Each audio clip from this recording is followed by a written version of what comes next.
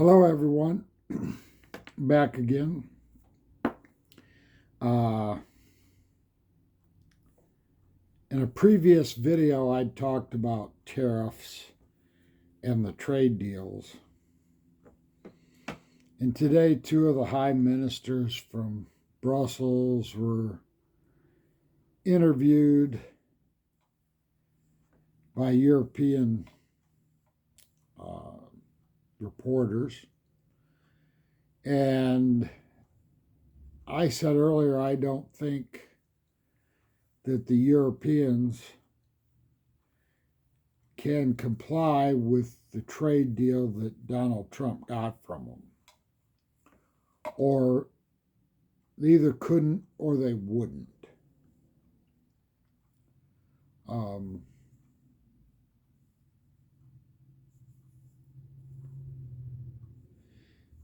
These two financial ministers of the EU said that they wouldn't be complying with that trade agreement.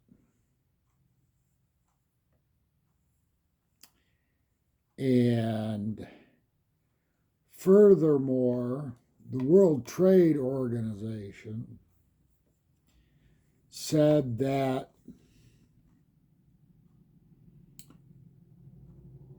a rule that under their rules that everybody could have unfettered trade access to the United States, but that didn't have to be reciprocal. The rest of the world did not have to take our goods. That's one of the problems with Europe right now is, or always has been since World War II, is we were taking all their goods in here and they won't take our goods. For instance, Germany wouldn't let us import cars, trucks.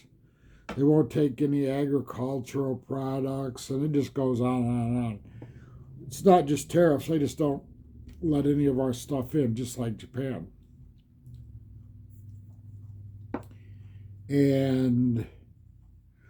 But the World Trade Organization says free and fair trade is making the United States take everybody else's goods and them not having to take our goods. So in other words, there will forever be a trade imbalance under what the World Trade Organization has deemed fair.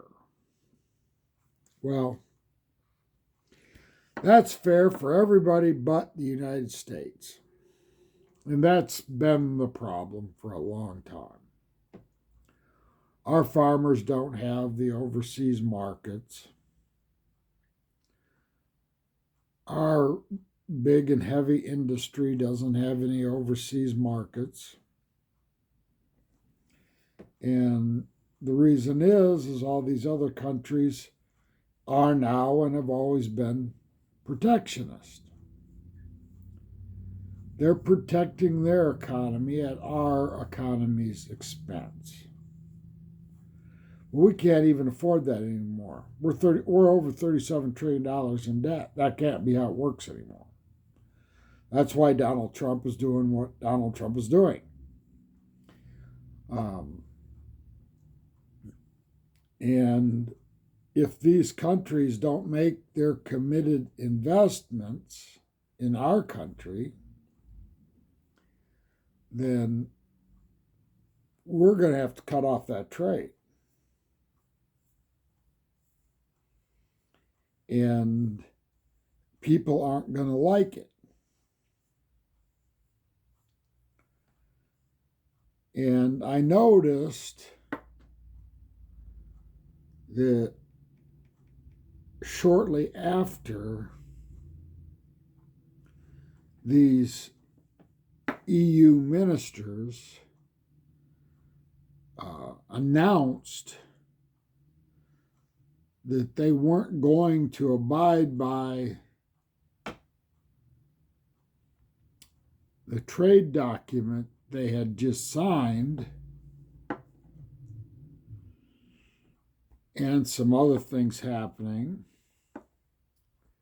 that the Secretary of Defense / Secretary of War, called all these generals basically just across the street from, or just from Washington, D.C. and Virginia.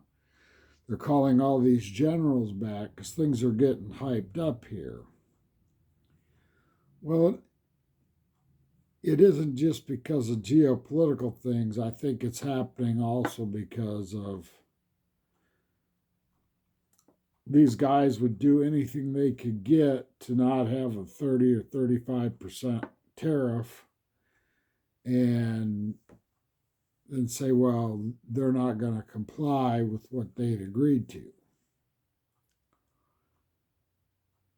Well, things are starting to get a little tense here on a lot of different fronts, not just with the,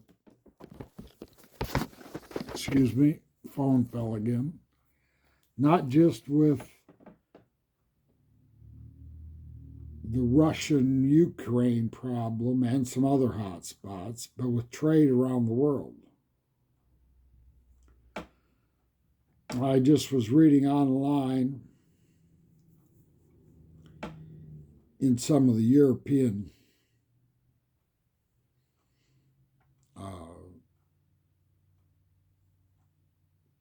newspapers that have English editions that Germany and France and Italy's economies are all going down at a rapid rate. They're imploding. And according to what I was reading there, the German economy is deindustrializing at a rapid rate, and the French economy's been deindustrializing at a slow rate, for the last 40 years, maybe longer. And Italy did have some industrialization, but they're losing a lot of that. And that had nothing to do with these latest trade deals. They were happening before.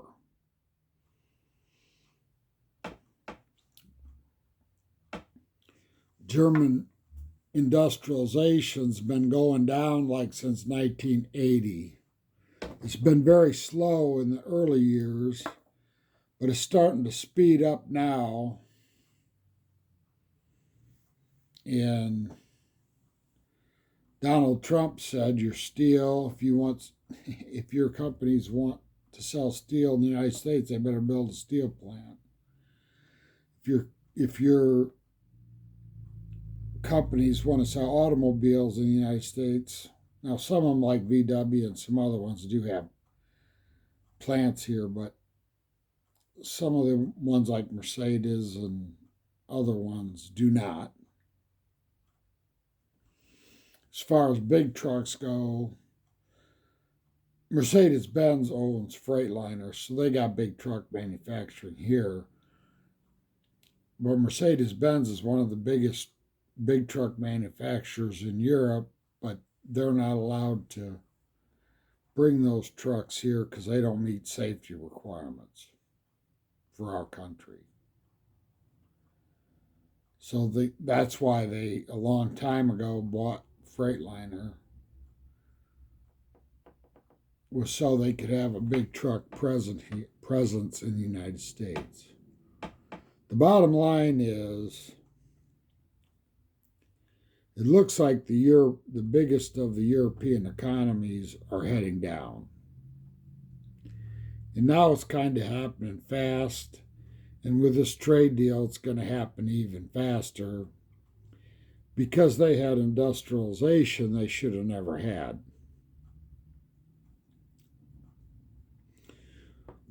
That happened because of unfettered access to our markets. That's one of the problems in a case like this you have with other people's economies. when you let that happen for too long, like for 80 years, like we did, making us poor and bringing them up, eventually when you have to shut that door, because you'll have to, because you'll go broke if you don't, then guess what happens? Their economies go off a cliff and they're blaming us. Well, no, we did you a favor. You had time enough to correct it, those European countries. They chose not to because they could make more money off not correcting their economy. So when you hear the reports, yeah, I think I was reading the English version of Sprague and some others. I think they were telling the truth. Everything they said sounded right. All right, that's all I got for this time. Bye bye.